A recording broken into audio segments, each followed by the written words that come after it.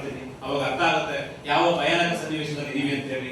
Cancer 40 ವರ್ಷ ಮೇಲ್ಪಟ್ಟ ಹೇಳಿ, 40 ವರ್ಷದಿಂದ ಕ್ಯಾನ್ಸರ್ ಇತ್ತ? ಕ್ಯಾನ್ಸರ್ ಅನ್ನ ಪದ ಏನಾದ್ರು ಎಲ್ಲೋ ಕೇಳ್ತೀವಿ, ಯಾವ್ದೋ ಫಿಲ್ಮ್ ಅಲ್ಲಿ ನೋಡ್ತಾ ಇದ್ರಲ್ವಾ?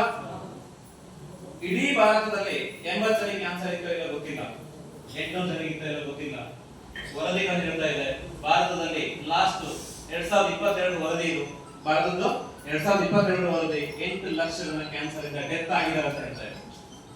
ಆ ವರದಿ ಕೊಟ್ಟಿರೋದು ನಾವಲ್ಲ, junior health minister S P Singh Baghel ರಾಜ್ಯಸಭೆಯಲ್ಲಿ ಕೊಟ್ಟಿರ್ತಕ್ಕಂಥದ್ದು. ಸೆಂಟ್ರಲ್ ಗವರ್ನಮೆಂಟ್ ಅನೌನ್ಸ್ ಮಾಡಿರ್ತಕ್ಕಂಥ ಒಂದು ಸ್ಟೇಟ್ಮೆಂಟ್. ರಾಜ್ಯಸಭೆಯಲ್ಲಿ ಒಂದು ಅನೌನ್ಸ್ಮೆಂಟ್ ಬರುತ್ತೆ ಅಂದ್ರೆ ಅಧಿಕೃತ ಇರುತ್ತಾ ಅನಧಿಕೃತ ಇರುತ್ತಾ? ಅಧಿಕೃತ. ಅಲ್ಲಿಗೆ 8 ಲಕ್ಷ ಜನ 2022ರಲ್ಲಿ ಕ್ಯಾನ್ಸರ್ ಇಂದ ಡೆತ್ ಆಗಿದ್ದಾರೆ ಅಂದ್ರೆ ಒಳ್ಳೆ ಬೆಳವಣಿಗೆ ಇದು. ಇದು ಡೈರೆಕ್ಟ್ ಆಗಿ 2022ರಲ್ಲಿ ಮಾತ್ರ ಸತ್ತಿದ್ದಾರೆ ಅಂತ ನಾವು ಹೇಳ್ತಿರೋದು, ಡೆತ್ ಆಗಿದ್ದಾರೆ ಅಂತ ನಾವು ಹೇಳ್ತಿರೋದಲ್ಲ. ಈ ಬೇರೆ ಬೇರೆ ಅಂಕಿಅಂಶ ಇದೆ. 2020ರಲ್ಲಿ 7.7 ಲ್ಯಾಕ್ 3 ವರ್ಷದ್ದು ಅಂಕಿಅಂಶ ಕೊಟ್ಟಿದ್ದಾರೆ ಇಲ್ಲಿ. 2020 ಎಷ್ಟಿದೆ? 7.7 ಲ್ಯಾಕ್ ಜನ ಡೆತ್ ಆಗಿದ್ದಾರೆ. 2021 7.8 ಲ್ಯಾಕ್ ಜನ ಡೆತ್ ಆಗಿದ್ದಾರೆ. 2022 8 ಲಕ್ಷ ಜನ ಡೆತ್ ಆಗಿದ್ದಾರೆ. 2023 9.3 ಕ್ಯಾನ್ಸರ್ ಡೆತ್ ಆಗಿದೆ ಭಾರತದಲ್ಲಿ. ಒಳ್ಳೆ ಬೆಳವಣಿಗೆಯಿಂದ ನಾವು ಜವಾಬ್ದಾರಿ ಹೆಜ್ಜೆ ಇಡಬೇಕಾ ಬೇಜವಾಬ್ದಾರಿ ಹೆಜ್ಜೆ ಇಡಬೇಕಾ?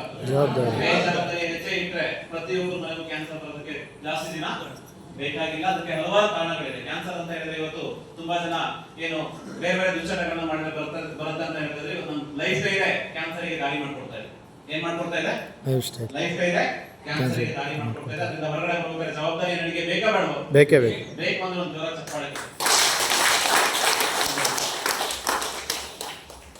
BP sugar